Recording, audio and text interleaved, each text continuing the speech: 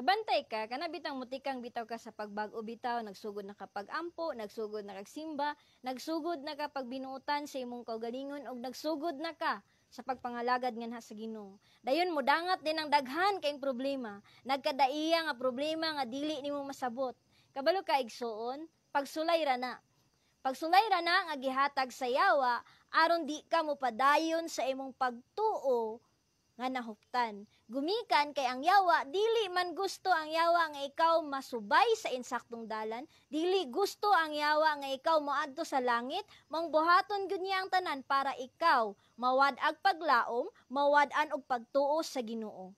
Pero igsuon, ayaw patunto. Bisan unsa ka bugat ang imong problema nga giatubang, bisag unsa ka bugat nga pagsulay, masakitan man ang imong kasing-kasing, pahiyumi igsuon.